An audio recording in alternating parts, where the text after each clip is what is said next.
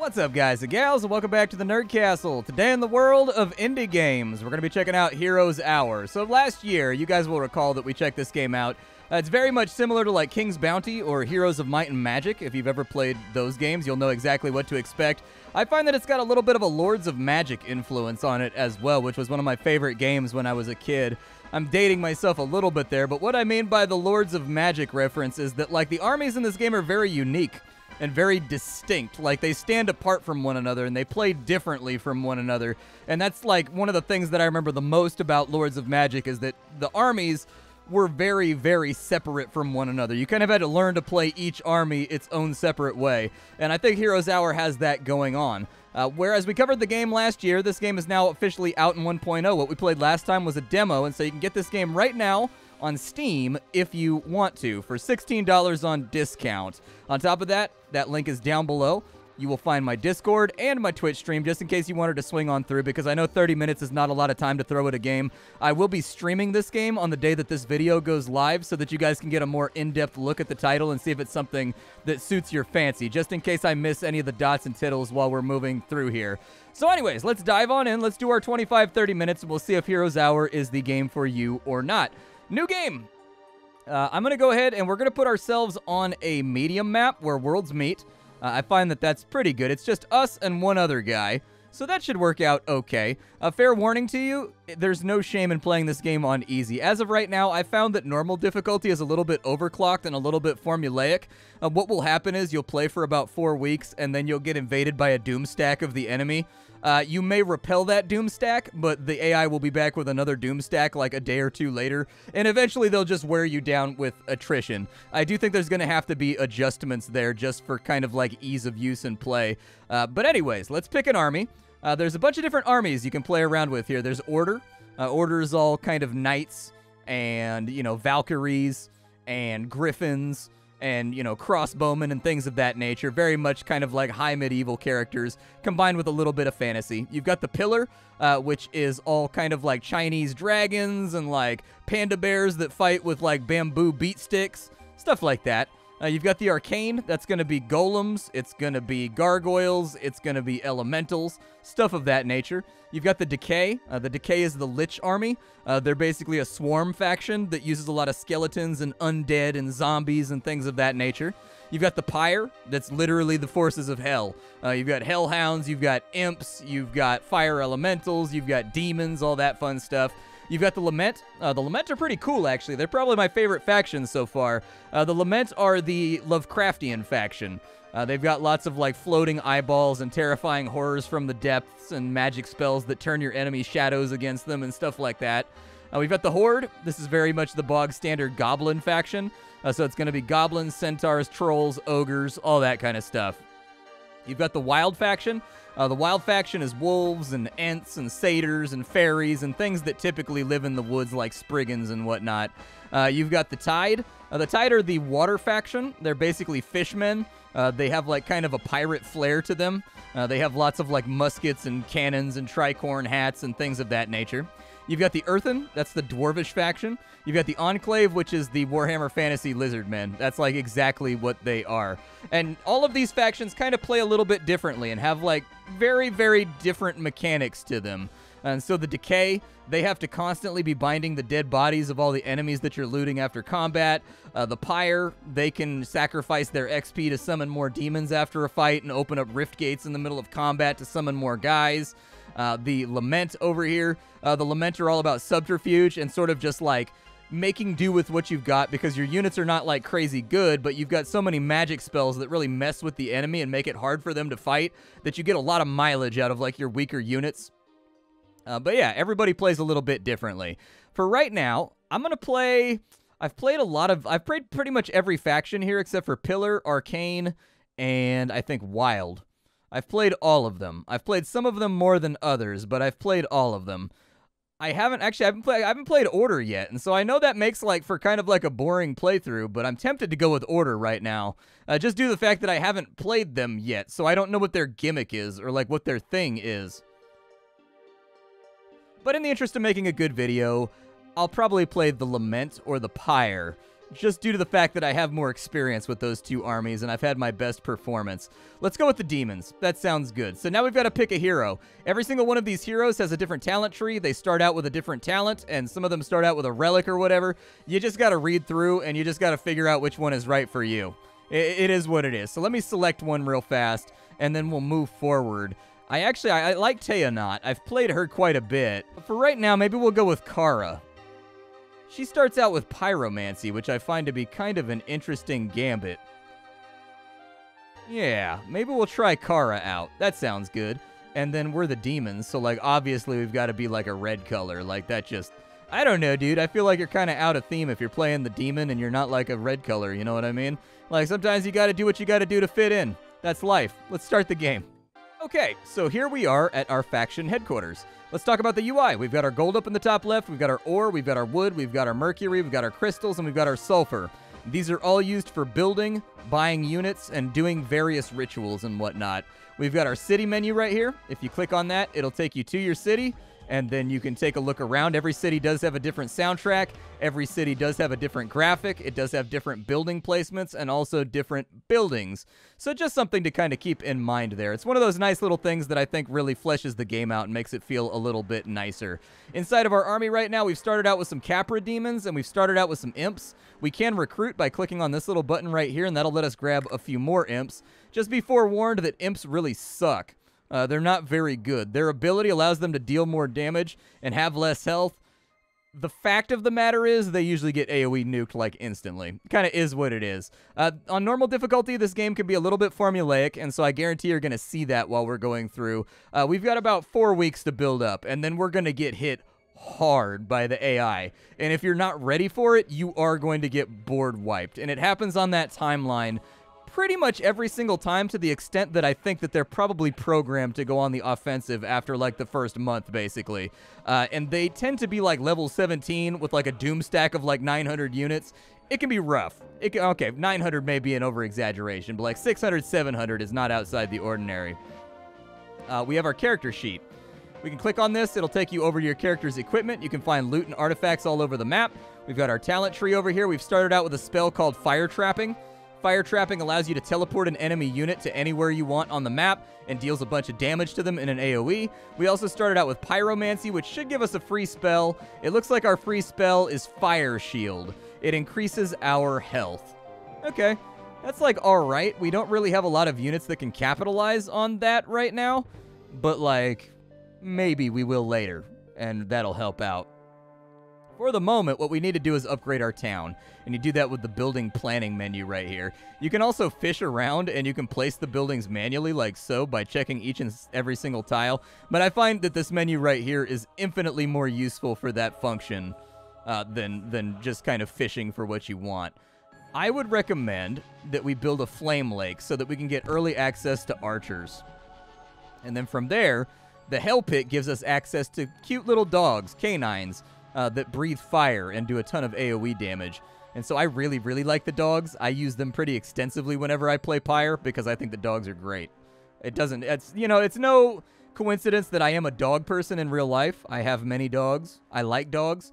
But also the dogs in this game are actually really good. So, like, we'll take them. The good news is, right here at the beginning, we also get to hire some archers. So our army just got stronger on the first day. So what we need to do is we need to scout around and we need to find fights that we can handle that will give us resources, that will give us goodies. It looks like if we go down to these ruins, we can get some troops and some resources. Let's try that first. Looks like we got 10 goblin runners. Yeah, I'll take the 10 goblin runners. Why not? They're not from my faction, but I'll take them. That allows us to get to a moderate difficulty with some of these armies that are around. But what we're looking for are easy fights. We want to get easy XP where we can get it for right now, because every single unit that you lose in combat is a unit that you can never replace. That's a unit that's not helping your troop build up for when the AI inevitably comes knocking on your gates around, you know, turn 28, turn 30, and you're forced to scramble to defend yourself. So let's move up here. We'll take this Harpy Fight, and hopefully it works out okay. All right, so we're lined up and ready to fight. Let's see if these Harpies will give us a break here. Harpies can be kind of difficult because they have an ability that drags your guys up into the air and drops them and basically kills them instantly. Just something to think about, but we do have a lot of ranged units, so we should be able to make this work. You'll see everybody unfold, and they're just going to go fight inside these little nooks and crannies. Hopefully the Kappa Demons and the range that we have will make this ultimately work out for us. We do have spells that will fortify us a little bit, and I would recommend doing that just to give us a little bit more HP and possibly soak an extra hit where we wouldn't normally survive that hit. We lost about 8 or 9 of our imps. It's not the best fight, but it is a fight. We lost 2 Kappa Demons, which I think are like the 2 bigger losses there. I will probably go for, we've got Creation. We can make some elemental creatures for our army. Okay, and that actually benefits us because the more mana we spend, the more elementals we get. We can also get Estates, which is going to allow us to get more gold per turn. We can get Toxicology, which makes poisonous blobs fall from the sky early in combat. Might be nice. I'd probably go for Pyromancy first because we get another fire spell from that. Let me see what we got. We got Explosion. Very nice. So we've got something here that'll allow us to go on the offensive. That's really, really good. That's nice. The good news is we got some ore, and we captured a mine on this turn. We also got some crystals, some sulfur, some money, and a treasure chest. We can get 3 mercury or 1,000 XP. I'm going to take the XP. And then on this turn, with the money that we just looted, we're going to build a new building, the Hell Pit. We're going to take the dogs, I think. I like the AoE on the dog. It really helps out with, like, we're going to be fighting other armies that have lots of Grist of the Mill units that have, like, 20 HP, and the dogs will take those apart in about 2 turns, so, or I guess in about 2 attacks, and that can be really, really helpful. Neutral armies moving out of the way. We do have a challenging fight right there for a treasure chest and some pants that'll give our army some defense. Let's go ahead and scout around a little bit further for any freebies we can kind of swipe up off the ground. There's a learning stone right there. The learning stone just gives you XP. That's purely it. There's a campfire down there. That gives you gold and gives you AP. So I'll take that real fast. I can't grab that without getting into a fight. So I'm going to go over to the campfire over here, and I'm going to try to grab that. We have a moderate fight against some gargoyles. I think we can probably handle it if we throw down with magic and we make sure we use our explosion spells and whatnot carefully. The downside is all that we're getting out of this is a campfire, a crystal, and some obelisk chunks. So you can actually dig around in this game with this little dig icon right here. You can uncover treasure maps, and you can dig for treasure. And so the treasures can be pretty good from time to time. Not always, but sometimes. We have a moderate fight over there with some pikemen and some spearmen. I'm going to get this chest first. We've got the Titan boots. Those give us 3 defense but slow our creatures down. But we are immune to knockback and have more health, so that's really good. We've also got Mandel's Mantle. It gives us 1 defense, 1 attack, and 25% of our lost creatures come back after dying. That's really good, so I'm going to take that. We have a near impossible fight down here. If I can get to the campfire without triggering a fight, I think that would be great. Don't do that just yet. I don't want to get into a fight here. It's almost the end of the week, and we do have money to spend, so let's keep developing our economy. Since we're a caster, we are going to want to... We're going to want to get the Guild of Mages up because that gives us like 5 free magic spells randomly, and some of them can be very, very utilitarian. So I'd like to have magic spells just to make us have a better chance in combat. It's almost the end of the week, and there's not really much else to pick up. I'm going to go search in this direction for anything what might be over here. There is some free wood, so I'll take that. And there is a minor shrine over here that'll give us a free magic spell. Like that. I think I'll probably go for that for sure. Purple's running around over there, but Purple shouldn't invade until, like, week 4, I don't think. We got Fireball. That's a great spell. All right, that's the bread and butter spell right there. We've got a Tavern. This will give us a free hero for 2,500 bucks. I don't know if I want to spend that much right now to get a hero that's not going to be able to fight any of these fights, just like we can't fight any of these fights. But it's good to know that it's there for later. We have a free alchemy lab over here, which will generate mercury for us. So I'll grab that about as early as possible. I haven't recruited my dogs for the week, so I'm going to go ahead and do that. When you pick a unit that a building is going to produce, by the way, you're not locked to that unit permanently. You can click this little button right here, and it'll swap to the other unit, just in case you want to swap out what you're producing. I wanted to get down to the Infernal Gate about as fast as possible, too.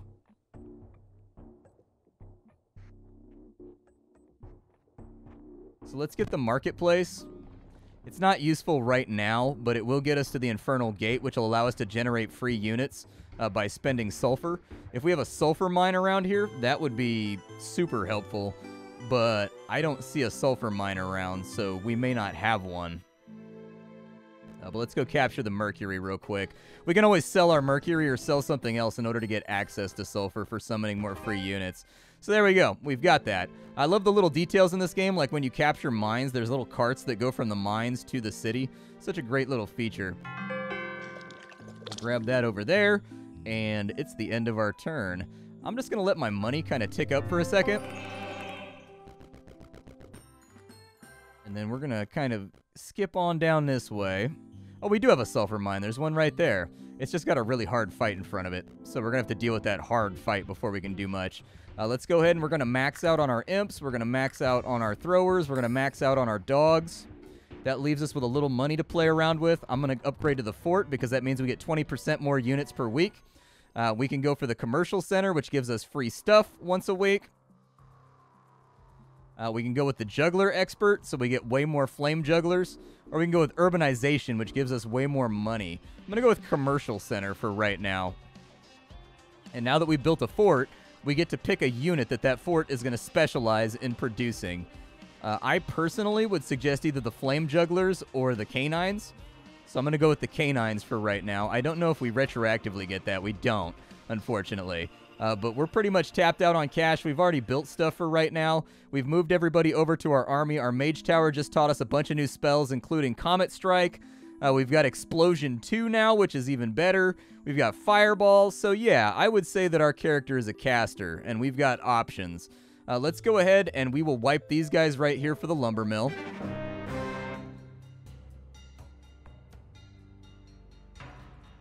I'm going to put the imps out front since they're the most disposable.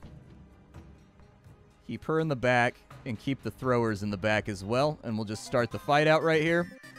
And we'll do the best we can with it. I do think it'd be a really good idea to maybe blow up some of these guys. So there we go. I don't know if we killed off a bunch of their archers, but it was satisfying to do and it made me happy. So Fireball will also blow up more of them. So any of them that are scuffed but not quite dead yet.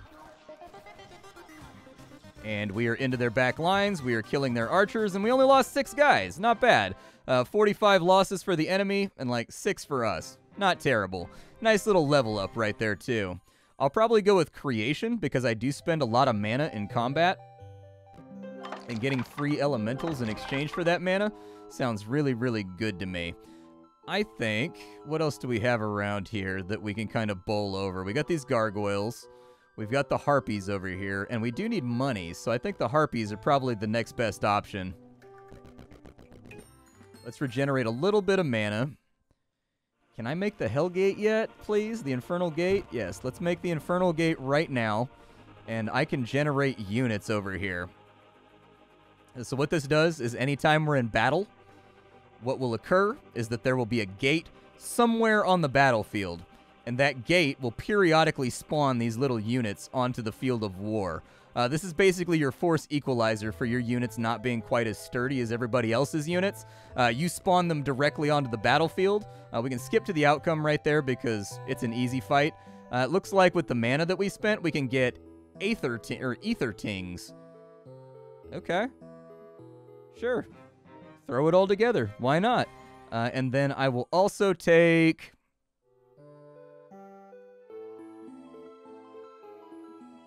Since we are a caster, I'm going to take regeneration of my mana. Alright, a little bit more money for the coffers. We have another easy fight over here, which will buff the defense of our entire army, so I would suggest we go after that. I'm going to let a turn bypass for a minute. We got a lot of learning shrines over here. Oh, we actually have to fight this one. Okay, I figured it would give me the free pass. Alright, well, you guys all come back over here. We'll put the imps out front. Since, once again, they're disposable. And we will start the battle, but we're going to hold and defend.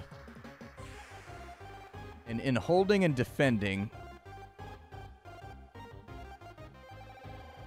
I'm going to cast a fireball at their archers. There we go. Blow them up a little bit. Basically, we want the free units over here to take most of the brunt of their strike. And then I'm going to explode you guys to just get you out of the way. We'll signal the attack order, and in we go. Not too bad. I think tactically that was a solid decision. We just need to get into their back lines now, and we just need to kill off all these archers before they deal serious damage to our army. And I think we'll be in a great position to kind of move forward. We can shape some more creations. I do recommend that we do that. Anything that replenishes our numbers after every single fight is okay by me. I will take 5 crystals, I think. Because we don't have a crystal mine yet.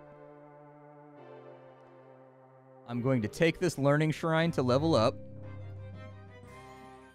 And in leveling up, teaches your hero a summoning spell. That might be good. Sorcery, the cooldown of your casting spells. I'm going to go with fire trapping real quick because I need to level this guy up so I can make my regeneration more aggressive so that I get more mana back per turn. That way, and I also wanted to do the shaping right here, the creation. I wanted that to be a little bit stronger too. But we'll go down and get that learning stone. We'll wipe this guy over here just for the XP. Let me let my money generate a little bit. He better not be thinking about attacking my town. There's 2,000 XP. This should be a level up. And we are going to have to fight this one too. Once again, we're going to set up way behind our Hellgate. And we're going to let the Hellgate take most of the attrition. Let's go ahead and defend. Stay back. Let these guys take it. We're going to go ahead and, while these guys are grouped up, we're going to blast them. Sound the attack. Now that the attack has been joined.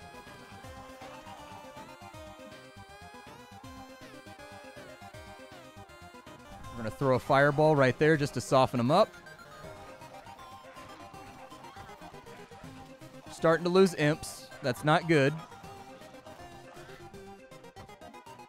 Let's go ahead and fire trap you guys over to there so that you're not, like, bombing my units. I did spend a lot of mana on this fight, but that's okay. We get rewarded for spending mana. So technically, we're supposed to be doing that. We're playing our character properly right now. I know, who would have ever guessed that I would ever do anything proper on this channel? Playing the game the right way? Man, Splattercat's changed. He's really lost sight of the things that matter. We're going to go ahead and take regeneration. Yeah, we're going to go ahead and take regeneration right here to make sure that we always have mana. So we're getting 4 extra mana back per day. So we should be regenerating about 8 mana. Maybe 9 mana, depending on how it rounds. But that's good. That's going to keep us kind of in the hot seat for right now. We got some movement points right there that are going to allow us to go back to our town. So that's what I'm going to do. I need to wipe out these gargoyles as well. We could do it on this turn. Yeah, let's go ahead and wipe out the gargoyles. We'll skip the outcome because it's an easy fight that doesn't matter. And then we will create some more little dudes, and we'll grab those. We'll get the obelisk. There is flavor text on these, but I'm not going to read it. This picture right here will become more clear as you pick up obelisk shards, which are these little guys right here. I don't know how many you got to pick up. It seems like it's like 5 or 6 in my experience. We need to get our economy fixed. We're not making any money right now. I need my economy to start making some money. I just realized we don't have a gold mine in our territory. So yeah, we got to work on our economy, otherwise we're not going to make it. We're going to run out of money for hiring and buying units and whatnot. Okay. Other things that are lined up. Upgrading our imps is reasonably cheap. I'm going to get the infirmary tomorrow. I forgot that this faction has the infirmary. What the infirmary does is the infirmary makes it so half of your losses are sent back to your garrison and you can go pick them up after the fight. End our turn right there. I'm going to try to pick up shards so that maybe we can dig for treasure while we wait for our finances to come together and for our next wave of units. That one's over there, unfortunately. We've got a challenging fight on that side. That's nothing that I can't really swap up, though, by using lots and lots of copious quantities of boomy magic. The Mesmer's Band. It gives you summoning skill. Oh, that goes directly into our build.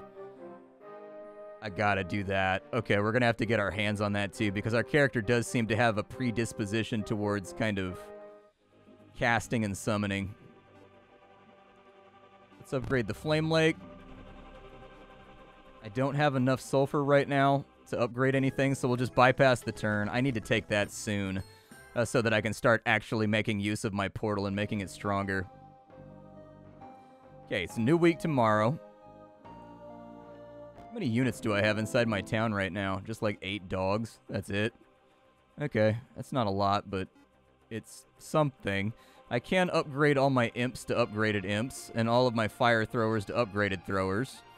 So that's probably a good thing to do. This is now an easy fight, so let's go bowl over this neutral real fast. Killing the neutral will give us a bunch of money, a bunch of resources, and a free artifact, so it's not a terrible idea. We're going to run the same cheesy mode BS strategy that we've been running this entire time, which is coincidentally hanging back and letting them walk past our portal, because forget you is why. So we're going to play defense pretty hard here. I could do Comet Strikes. At Quicksand, it decreases their movement speed.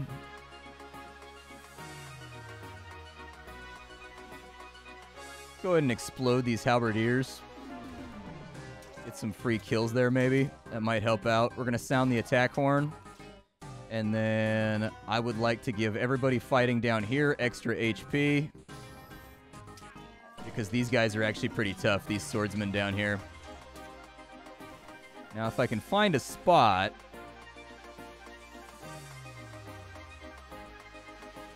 Don't want Comet Strikes. That's a bit much for right now.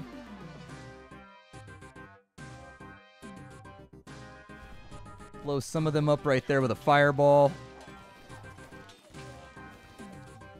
We're not doing terribly. We'll ice ball those guys just to get them out of the way and kill them. And it looks like the leader's actually running away, so they've been routed. We lost 6 dogs, 2 elementals, and 1 of our Capras, but like, we spent a lot of mana, so they should get replaced by pretty big, beefy summons. I will probably here go for Creation to increase the amount that I get for all the mana that I'm spending. We got a Battle Axe right there. That just increased all of our units' damage by 9%. We've got a Bestial Ward, which makes our creatures sturdier and better just all around. I do need... I'm going to buy the Mercury, but I'm going to sell the Mercury because I need to get Sulfur so that I can upgrade my portal. Feeling pretty good right now, though, about what we've got going. Things are going all right. Things are not bad. Let's go to the marketplace real quick, and I'm going to sell probably about 9 of those so that I can buy... Ooh, those are pricey. Sulfur's real expensive. Oh, don't like that. Okay, never mind. I can't afford it. I'm too pobre. We'll get the infirmary real quick because I was telling myself I was going to buy that so that we get our units back when they die in combat frequently. We'll go to the city. I need to pick up my units, so we will create all of these units, and they will instantly get added to my army, which is now much beefier. We need to take this sulfur mine because that's going to feed into our rift portal, and we can upgrade that as the game plays along. We could also kill this guy to get the summoning trinket. We can kill this guy to get access to the crown of the whittle. Okay. Also get a crystal mine over there, and we actually don't even know what's over on this side. It looks like a whole bunch of free stuff over there. Alright, well, objectives. Let's do one thing at a time here. Probably go after the easy fights first so that we level up, bare minimum. Oh, they have a Hydraling. Oh, this should be fun. This should be super fun. Alright, so everybody hole up in the corner and let the portal do its thing.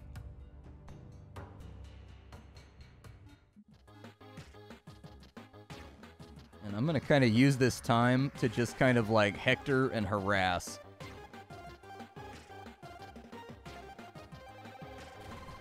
There we go. We'll blow up some of their troglodytes. Give the attack order. We're going to want to put an ice ball on him to deal a bunch of damage just to soften him up. We're going to want to do a fireball like kind of in there to mess up their mages and knock them around. We're going to want another ice ball.